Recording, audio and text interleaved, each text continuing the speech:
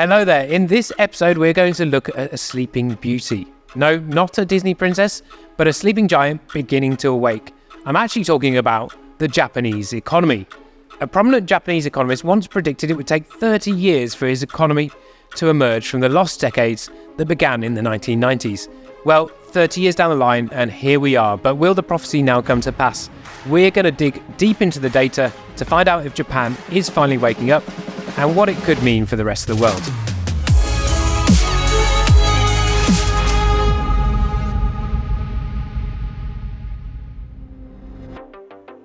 Welcome to IC Your Trade Extra. I'm your host, Alex Holmes from Oxford Economics.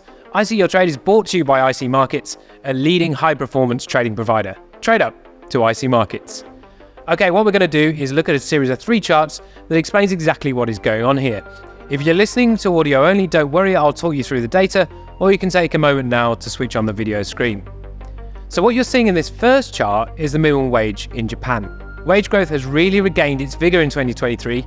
Indeed, it's at a pace not seen in decades.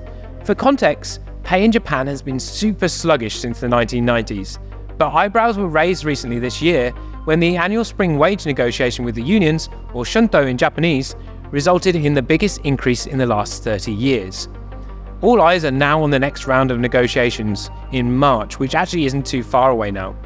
How could it go? Well, there are 3 big factors to look at. First is the level of labour market tightness. That governs how much bargaining power workers have. Second, current inflation. That governs what they're going to bargain for. And third is corporate earnings, which governs what firms can afford to pay. All of these things are actually flashing amber or red at the moment, suggesting next spring's settlement could be another whopper, or at least a whopper by Japanese standards. But let's just rewind a minute. Why are we talking about the vagaries of Japanese wage negotiations? Well, the Bank of Japan, or BOJ, regards sustainable pay increases as one of the prerequisites for unwinding its ultra-loose monetary stimulus. That's already started in baby steps at least. This second chart is from the BOJ and shows its yield curve control model. Earlier this year, the BOJ said it would approach its policy with greater flexibility, which is the strongest signal yet that Japan may be moving closer to unwinding its super easy monetary policy. How that unfolds could have major implications, not just financial markets in the world's 3rd largest economy, but those worldwide too.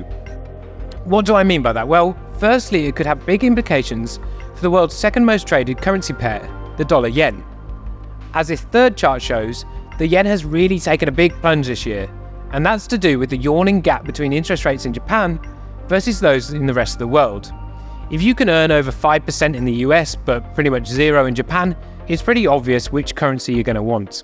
But if the Bank of Japan starts to normalise policy next year, at the same time as the Fed starts cutting, that gap could narrow, and the yen could swing back the other way. Secondly, ultra-low interest rates have for decades meant that Japanese capital has scoured the rest of the world for yield. That has meant huge sums of money flowing out of Japan and into foreign bonds, equity markets, real estate, and infrastructure. But if yields in Japan rise and Japanese investors no longer have such big eyes for overseas assets, what then happens to the price of those assets? Well, that's a question deserving of a whole other episode, but suffice to say, it's a question that has got many people scratching their heads.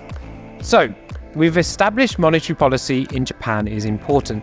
Now let's go back to the big question, what is actually going to happen? Well, it's really about whether the BOJ judges the growth in wages and inflation to be durable or not.